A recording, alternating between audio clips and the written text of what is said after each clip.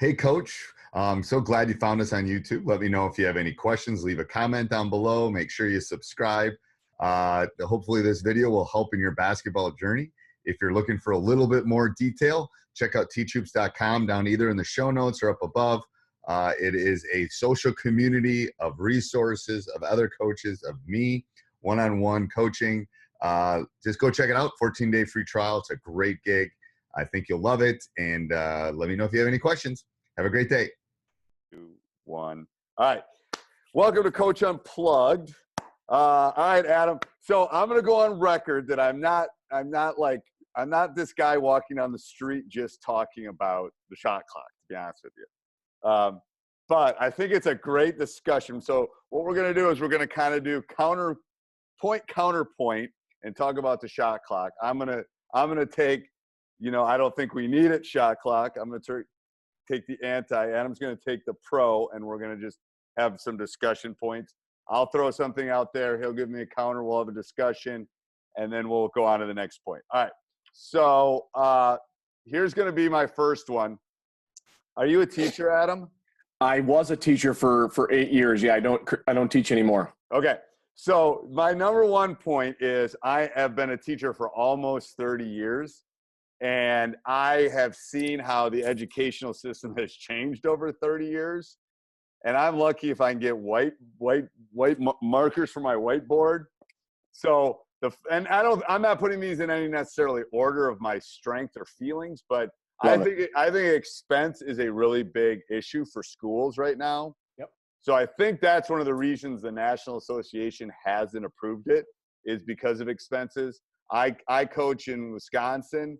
And since about 2011, we lost collective bargaining. We lost all sorts of things as far as teachers go. So the crunches we have felt it in Wisconsin. I think that's one of the reasons it got passed, and then it got unpassed basically because the little schools found out we're looking at expense. We're looking at having to wire it.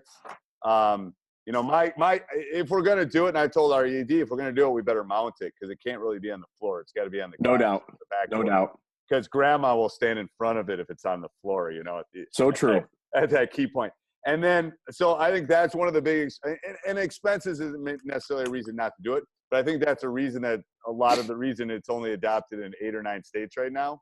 Yep. And I think the ADs are worried about the recurring cost of hiring somebody. We have a hard enough time finding workers to work our games as it is. Yep. To find somebody to actually do it. Now, I don't know if there's a space issue in our school. We're even going to have a little bit of a space issue. Okay. With putting the scorer, the person. We have a board in our gym, so we have a big board. Mm-hmm. So the person that announces does the board, and then someone that does that. We always like to have the visiting people be able to keep their book at that. And I don't even know if we're going to have room at the table for them when we eventually get it. Because I am convinced it's coming, but I'm gonna be the one fighting the battle to the end. So what's your feeling on expenses? Well, a couple of things, and I appreciate you taking the time to have the discussion. I'm excited for it. I think the first thing that jumps out at me, you bring up the teacher example, which I think is an awesome example, being a former teacher. And the one thing I can maybe compare it to is when I first got into teaching back in 2001, was the old guard of teachers who kept their grades in the grade book. And, yes. And then came this online grading. And there was so much resistance to the online grading that the old school teachers just said, I'm not going to do this. And eventually they were forced to. Yep. And then no one does a physical grade book anymore. No. And so change is really hard for people. It is. And change is inevitable. I am convinced change is inevitable. I tell my students that all the time. The one thing about life is change is inevitable. Funny side stories. I kept my old grade books. I have them somewhere in a filing cabinet over here. Yeah. And Wesley Matthews, who plays for the Pacers now, was in class. I tease him all the time. I said, I still got your grade book. So be nice to me, or I'm going to pull it out and I'm going to put it on Twitter or something. Yeah, and those online grade books and the software that came with those, and those things were expensive. They weren't free. They weren't. Yet the school knew that it was the best interest of streamlining education to go that route. And so I just think expensive deal. I get it. Play clocks in football are expensive. Do you think that we're lower on the food chain though? Yes, Yeah. I just think you can keep. It's really easy to keep yelling it's too expensive. Right. I just think we have to be better than that. I think we have to. I think it's the best thing for the game. And so I have some ways that I think we can, in Iowa especially, that we can find a corporate sponsor for this, and we can put Casey's or U.S. Cellular's logo on every shot clock and get them to pay for them. I really believe we can find a way to find, and so that we can stop using the expense excuse. I personally think the expense excuse is the weakest of all. In my personal opinion, I do. I definitely agree with that. I am more worried about finding somebody to do it. I am worried about that. And then I am worried because I knew we were talking. I'm more worried about the person that's actually running it. Yep. Because it is a difficult. So I think let's lead into that because it's kind of makes sense. Let's lead into the actual person running the shot clock. Okay. So let me talk about a couple of things with this. I think just looking at the rules and I'll because the people are listening, I don't know, there's probably 15 different rules, when to reset, when to start, when not to reset. So that part of the problem I think is finding the person, someone that's really good at it, because we have problems finding someone that's competent to run the clock alone, let alone the shot clock. Yep. And this is kind of a side set of it is I think it's really going to be hard on the officials. Yeah. Because these guys are accountants during the day, or they're mortgage brokers, or they're, something else. They're doing this is their side gig. Yep. And they're not, and they don't have the instant replay. They don't have those things. And I have friends in Rhode Island and some other places around the country that have shot clocks. Mm-hmm. They said there's usually 2 or 3 mistakes.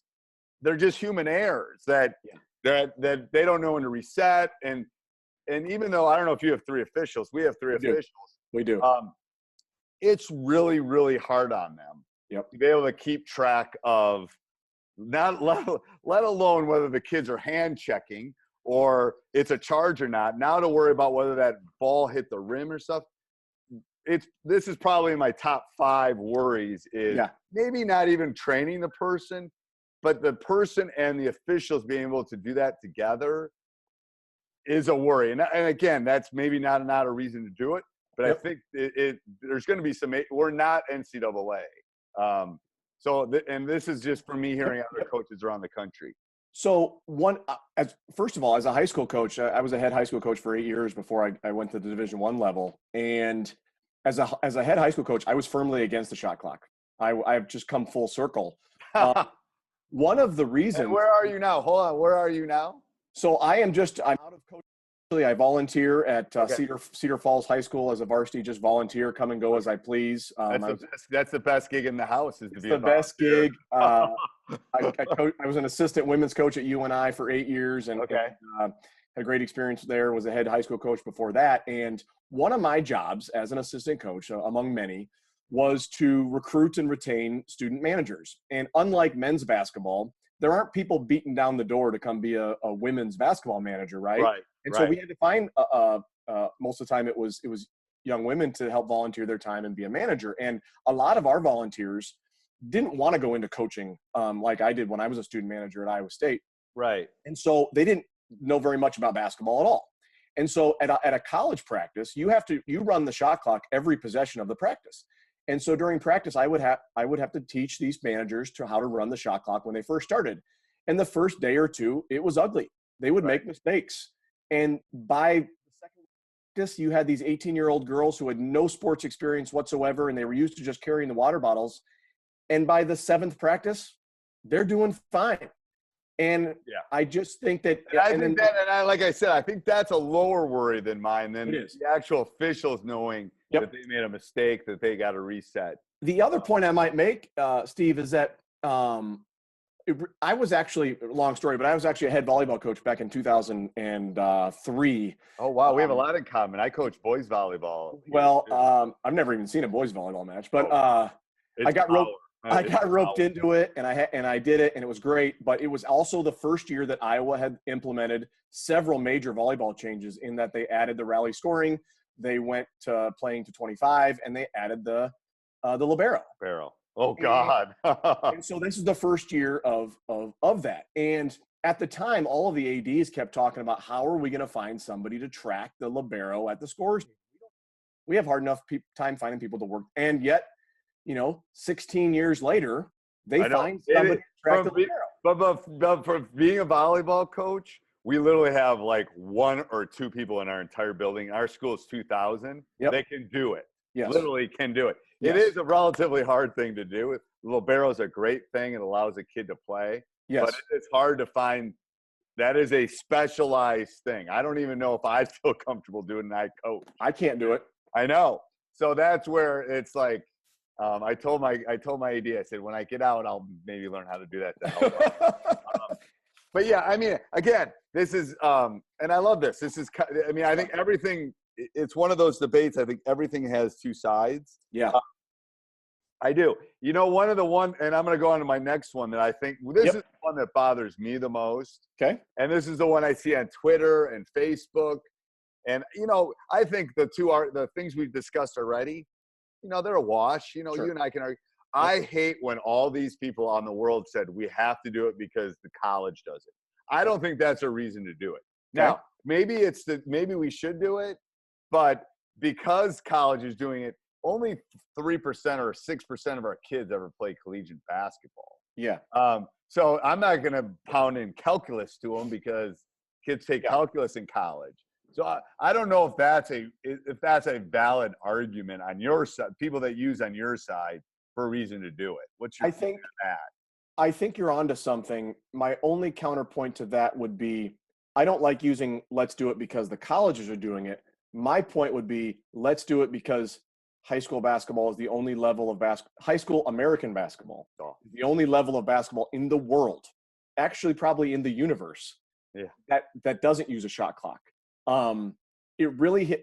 I talked about earlier how I was a high school coach, right? And my second year at UNI, I went recruiting internationally. The only time I ever did it, I went to Montreal to watch a high school game. Now, high schools at the Canadian level are a little bit different. They're actually more kind of like prep schools. But I went to this high school game in Montreal. I didn't know what to expect. I get there, and internationally, these kids play FIBA rules from the time they're in 5th grade or whatever. And it's 24, isn't it? 24-second shot clock, trapezoid lane, international FIBA three-point line. And I might have gotten lucky and just happened to show up to watch 2 teams that played fast and all this stuff. But I watched that game, and not only was it a great game, both teams played 10 players, but there was a situation, and this is just dumb luck, where a team was down 5 with under a minute to go, and they had to play it out. And long story short, it went back and forth, whereas in Iowa or Wisconsin or wherever else doesn't have a shot clock, the fouling would have started with about 3 or 4 minutes to go to try and get back in the game.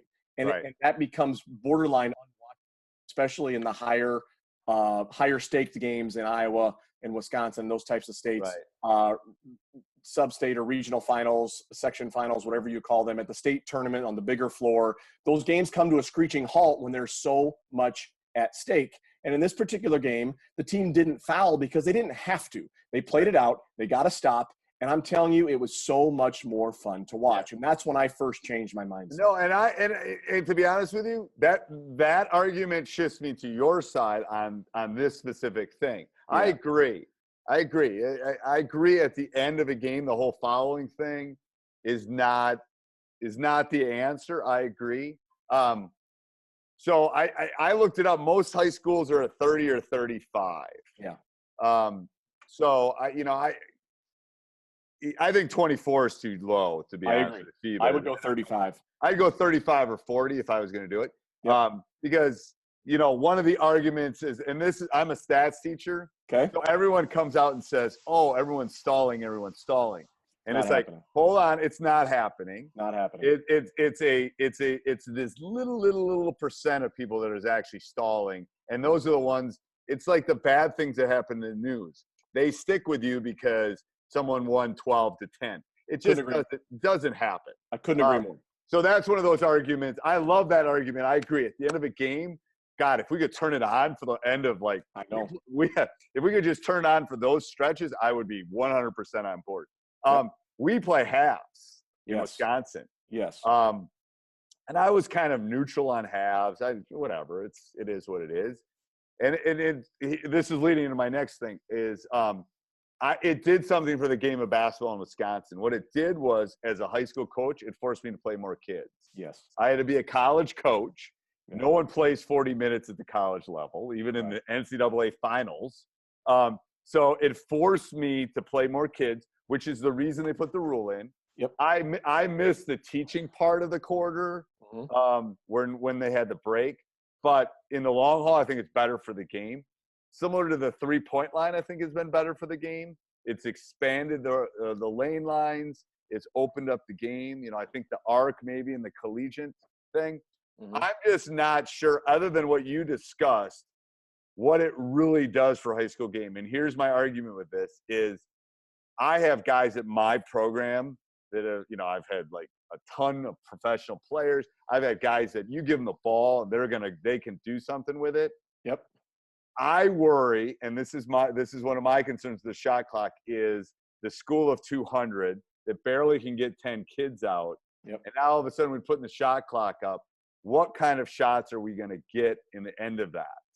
I think the basketball will get worse at some of those lower levels. That's one of my purely observational. No, there's some validity to that, but the analogy I would give you is, for some reason, Iowa was one of the final states in girls basketball to go to 5-player basketball from the old 6-on-6. This is in 1993 for the most part in Iowa. And I was in high school when that happened. And I can tell you, when they went from 6-player, which for people that don't know was essentially 2 separate games of 3-on-3. I know. I told my boys that, and they said, they go, that didn't happen. I go, what are you talking about? I pulled up some YouTube stuff. Yeah, tell them to get on YouTube and look at it. But when they went to 5-player, it was ugly. It was borderline unwatchable, but it was the best thing for girls to get opportunities and to learn the game that the rest of the world was playing. And so they did go backwards in order to go forwards. And now Iowa's producing – 10 to 20 Division I players per year, and you have to sometimes go backwards to go forwards. So here's another one of my worries about it is that the college game. Now, the 2 that made it to the finals are outliers in the way that they play the game. Totally. Yeah. What my worry is everything will become similar. The game will become vanilla. That it will all be ball screens and ISOs when we get to 10 seconds. Yeah. And I think what makes, and this is me being an old fart probably, what makes high school basketball very unique in the States is there are hundreds of different styles of the game. Some people will press, some people will half-court press, some people will slow it up, some people will run fast.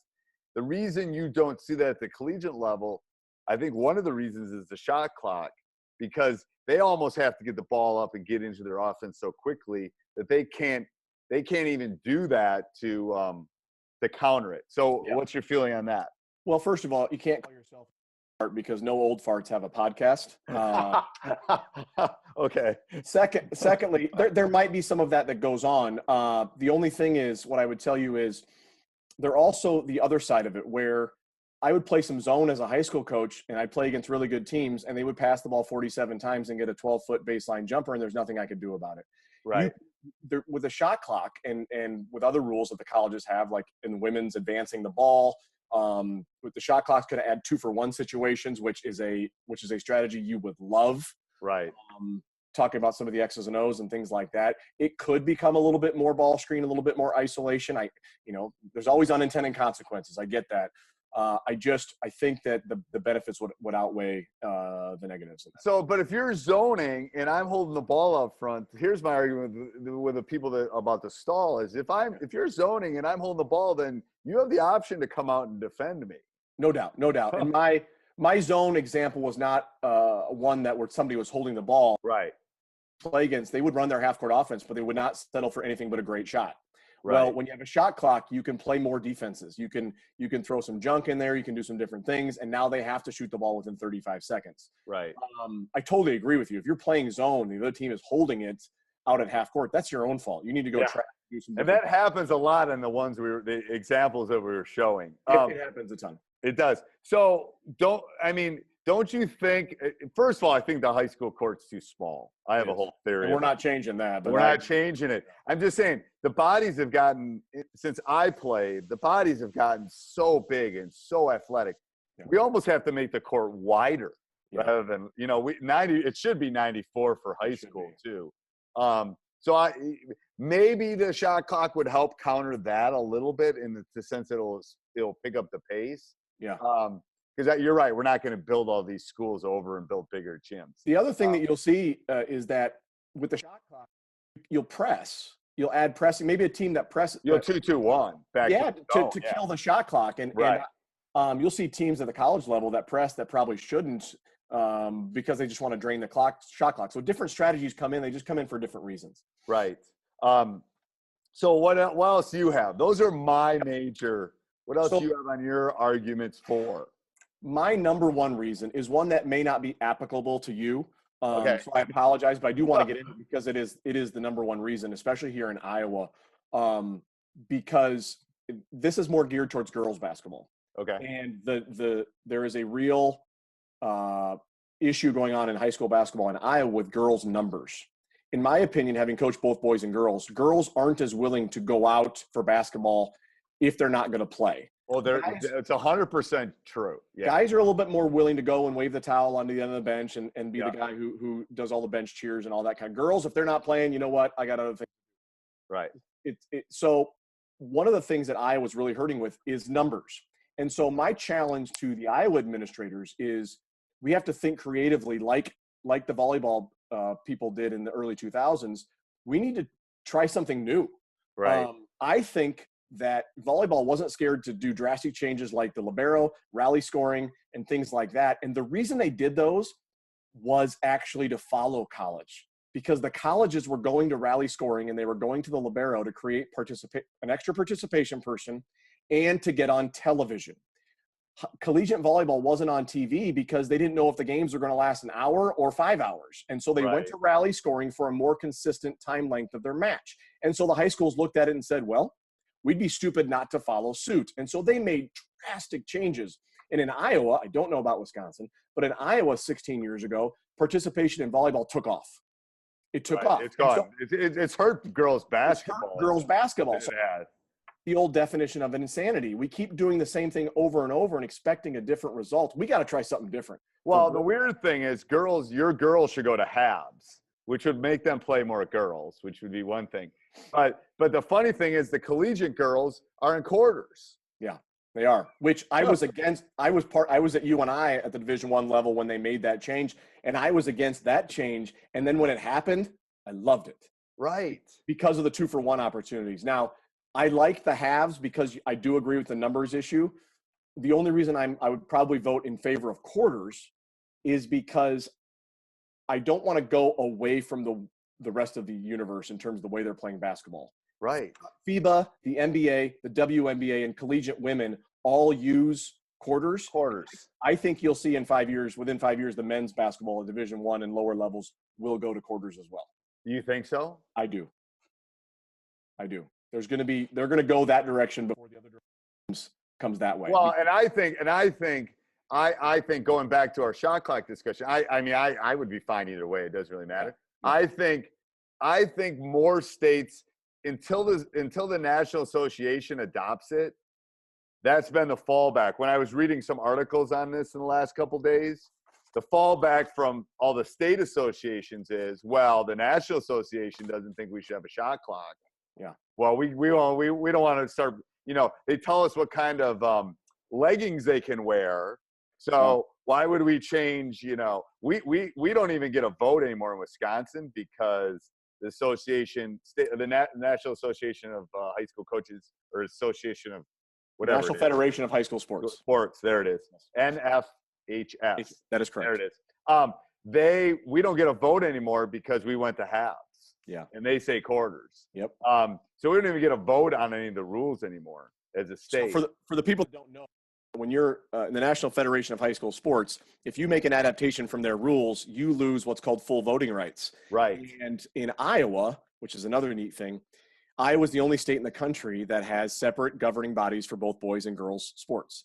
Completely separate. We're the only state in the country that does that. Really? So on the boys' side, Has it always been the way? Has it always been that way? Yes, because they started a separate girls union way back in the day to promote girls sports. And so it actually makes our girls sports awesome because they do a great job promoting them, and they've just never merged. So in the boys side in Iowa, the boys are a full voting member of the National Federation of High School Sports because they haven't made the adaptations that Wisconsin has in some other states. The girls side, however, they're what's called an associate member. So they do not have full voting rights. So there is some talk in Iowa that maybe the girls will do the shot clock first, and then that will maybe force the boys' hand to do it because we play a lot of girl-boy doubleheaders in Iowa. And what are they going to do? Turn the shot clock off for the boys' game? Right. So that may be a route as well. So it's very, very unique. But a lot of people don't even know that if you go against the National Federation, you lose your voting rights. But I don't even know what these people are voting on. Like, how important is that vote? I don't know, but I think it's relatively important in the sense that they decide specific rules. Yeah. Like, I think the shot clock thing might be in that category. Yeah, probably is. And the 8 school, and obviously the 8 states that have it. And there's some big ones. California has it. And there's little ones. Rhode Island has it. So it's not like it's only small or only the East Coast. It's all over the country, but it's speckled like South Dakota. And I think there's a decent chance that it won't even be left up to the states, that within the next 3 to 5 years, actually the National Federation will adopt it. And then the states will be forced to do it. Otherwise, they'll be making an adaptation and they'll lose their voting rights. And I have a good connection with a guy who works at USA Basketball. And USA Basketball is very in favor of the shot. Right. They would go full FIBA rules if you let them. And they're not going to go to that extreme at the National Federation level. But he thinks that USA Basketball will be able to influence the National Federation sooner rather than later to get the shot clock be a national rule. Oh, it's coming. I think it's coming. I do think it's coming. It's just a matter of implementation, how they're going to do it. Have you ever coached a game with a shot clock? I have not. I think you would love it. I don't think. I mean, first of all, half the time I put it on Twitter, I just trying to stir the pot. So people don't realize that because it's literally like talking politics or religion. If you do it, it's like people just get crazy. Like I'm not like this guy that's like. So here was my issue when I fought it in Wisconsin, because I was one of the guys against it in Wisconsin. I really was. Yep. And here was the real reason I was against it. They were going to do only varsity. And I go, okay, so I'm only going to give the test to the kids. No, you should start it at the freshmen. Mm-hmm. And then the next year do the freshmen and the sophomores or freshmen in JV. Then the next year you should do, I said, that's backwards, because a kid's only going to play 20-some games with a shot clock.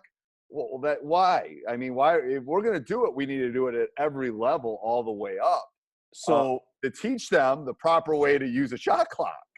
2 things. One, I don't know if others, how other states do it, the ones that have it implemented. Yeah. I'm guessing they do it at all the levels. 2 things. One, I totally agree with you. I think it's ass backwards to only do it at the varsity level. The reason that my proposal would be that we only do it at the varsity level is because I think that'll be the only way it passes. I think the administrators and the superintendents and those types of people see that as a thing. And so I'm willing to do it that way because I think it's the only way it'll be implemented. Right. And most of the time, I don't know how it works in Iowa, but most of the time before our game, at least, there's a J, and it sounds like you do girls and boys back to back. But the way we do it is, like, my varsity team, my JV team will play, which will be sophomores basically. Yeah. And then we play. Well, they should have. The clock's already up there. The person running the clock's there. Use it. Like, that's why it didn't make any sense in Wisconsin. It's like, okay, I understand maybe not freshmen, because then you have to, if you play in a different facility, different night. It's more money. Yeah. I get that. But if they're playing in the same facility, the team that plays before should actually be using it to learn it. That is a no-brainer. I completely agree. In Iowa, it actually depends on the conference. Some conferences play girl boy, some play sophomore, JV, varsity. If it's there and they're not adding an extra expense, you turn it on. Like, it's right. It's $20. At the end of the day, it's actually good for the person running it because they're going to get more reps. Right. In a less stressful situation, probably. A lot less stressful. It's not a varsity game. But yeah, that was the one reason I was against it here. It's like I know it's coming. I just know it's coming. I've been around the game long enough that I know it's coming. The issue is that it's why not do it at that level first and then work its way up? I like to make a joke that, like, okay, we can always find these excuses not to do it. I can buy a Diet Coke on a vending machine from my watch, but we can't find somebody in Janesville, Wisconsin to run the shot clock. I just think we can be better. I just think I agree. It's time to at least consider it. And your reasons, a lot of them are valid. Some of them I don't even have great answers for, but I love talking about it. I think we're both passionate. I think it's kind of fun. I do too. Well, thanks for being on, Coach. I really appreciate it. Anytime. All right. Talk to you soon. Bye. Hey, Coach, hope you like that video. If you're looking for more videos just like that, check out teachhoops.com up above or down below in the show notes. I do not think you'll be disappointed. One-on-one calls, office hours, you name it, it's there for you. Learn from me. Let me help you become a better coach.